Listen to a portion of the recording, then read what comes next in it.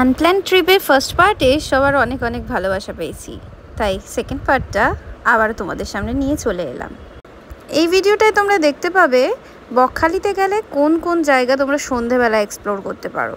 বকখালির sea beach ছাড়াও কিন্তু তোমরা চলে যেতে পারো ফ্রেজারগঞ্জ। পৌঁছানোর সাথে সাথে আগেই চোখে পড়লো একটা ভীষণ সুন্দর মন্দির। বহু বছর আগে আমার স্কুল থেকে, আমি যখন ক্লাস 9-এ পড়ি, অ্যানুয়াল এক্সকারশনে আমাদেরকে নিয়ে যাওয়া হয়েছিল বকখালি ফ্রেজারগঞ্জে। কিন্তু সেই টাইমে এত জাঁকজমক ছিল না, খুবই ফাঁকা ফাঁকা ছিল।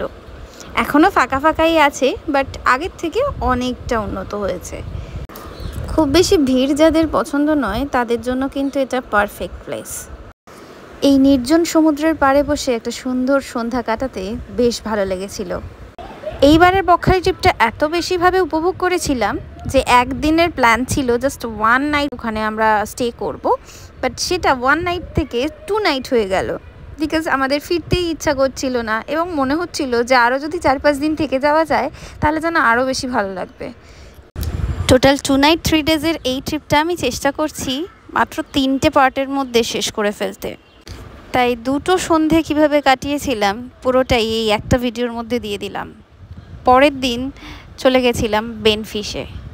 বকখালিতে গেলে যারা মাছ কিনে ভাজাবে বা এরকম প্ল্যান থাকলে বা রান্না করিয়ে খাবে, অবশ্যই তোমরা বেনফিশ ভিজিট করো।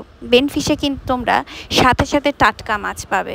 বেনফিশের রাস্তাটা দিয়ে যাচ্ছিলাম, মনে হচ্ছিল আমাদেরই ধারে কাছে কলকাতার থেকে একটুখানি শহরতলির দিকে গেলে যেরকম রাস্তা দেখা যায় সেরকমই কোথাও একটা গেছি। তো এখানে যে জায়গাটা দেখছো, এখানে কিন্তু দেখো ওরা নেট এখন সারাই করছে, ঠিকঠাক করছে। এই জায়গাটায় আমরা লেট করে ফেলেছিলাম। এখানে 3:30-4টে থেকে ওই টাইমে যদি আসি বা সকাল 9টা নাগাদ যদি আসি তাহলে আমরা এখানে মাছ পেয়ে যেতাম নৌকা পার্টির থেকে কিনতে। লোকাল ভাষায় ওনারা বলল মাছের ডাক শুরু হয় সকাল 9টায়। আর এই যে জায়গাটা দেখছো এটা হচ্ছে মাছের আড়ত। এত ভয় পেয়ে গেছিলাম যে বাইরের লোক কেউ নেই, আড়ত তখন ধোয়া পোছা হয়ে পরিষ্কার হচ্ছে, তাই বেশিক্ষণ না দাঁড়িয়ে ঘাটের দিক থেকে একটুখানি ঘুরেই ফিরে চলে এলাম। ঘাটে গিয়েও এত নৌকা দাঁড়িয়েছিল যে ঘাটের ভিডিও আর ওঠেনি। আর সত্যি বলতে ভীষণ ভয় পেয়ে গেছিলাম জায়গাটা দেখে। একেবারে অন্ধকার, কেউ নেই, বাইরের কিচ্ছু নেই। ওখানে যদি আমাদের কেউ আটকে রাখতো বাইরে কেউ খবরও পেত না। তো বেনফিশ থেকে এইভাবেই দেখতে দেখতে বেরিয়ে এলাম। দেখো কত ক্রেট রাখা রয়েছে। সোজা ঢুকে গেলাম বকখালির মার্কেটে। যতই নির্জন নিরালা পছন্দ হোক না কেন, একটু জাঁকজমক মার্কেটটা না দেখলেও মন খারাপ লাগে। বকখালির মার্কেটে সোজা হেঁটে আমরা চলে গেলাম মাছ ভাজার দোকানগুলোর দিকে। বকখালির সমুদ্রের পাড়ে এই একটা জিনিস ভীষণ ভালো পাওয়া যায়, যেটা কিন্তু তোমরা দীঘা বা পুরীতেও পাবে না। এখানকার মাছগুলো সবসময় ভীষণ টাটকা থাকে।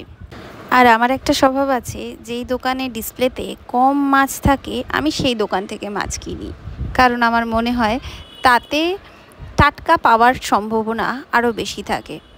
তো এখানে এলে যেই মাছটা আমার সব থেকে ভালো লাগে সেটা হলো লোটে মাছের ফ্রাই। এত সুন্দর মশলা দিয়ে বানায় যেটা আমার বাড়ির কাছাকাছি খুব বেশি আমি পাইনি, তাই অবশ্যই লোটে ফ্রাই অর্ডার দিয়েছিলাম।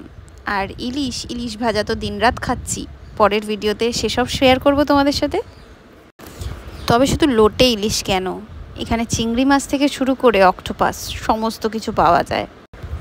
যেহেতু আমার অ্যালার্জি আছে, তাই চিংড়ি, কাঁকড়া এইসব দিকে হাত বাড়ানোর আগে 10 বার ভেবে নিতে হয়। বাইরে থাকাকালীন এইসব এক্সপেরিমেন্ট না করাই ভালো, যাতে অ্যালার্জি হওয়ার চান্সেস থাকে। চলে এসেছে আমার লোটে ফ্রাই খাওয়ার পরে আমরা আমাদের হোটেলের দিকে চলে এসেছিলাম। হোটেলের দিকে এসে হোটেলের সামনে থেকে যে জায়গাটা আবার বিচে যাওয়া যায় সেখানটায় এলাম। এই জায়গাটা কিন্তু বেশ ভালো লাগছে। কিছুক্ষণ দাঁড়ানোর পরে আবার চলে গেলাম খাওয়ার দাওয়ারের ব্যবস্থা করতে। তো প্রথমেই আইসক্রিম এবং তারপরে প্ল্যান হলো সারাদিন এত বেশি চটপটা খাওয়া হয়েছে, তাই একটু হালকা খাবো। তাও সেই হালকা খাবার কি, বিরিয়ানি। কারণ এখন আমরা মাছটাকে স্কিপ করলাম, সকালে প্রচুর ইলিশ মাছ খেয়ে ফেলেছি। পরের ভিডিওতে সেই সমস্তটা তোমাদের সাথে অবশ্যই শেয়ার করব, তাই নেক্সট পার্টটা দেখতে কেউ কিন্তু ভুলো না। আর এবার আমাদের হোটেলে ফেরার পালা। দেখা হচ্ছে নেক্সট পার্ট।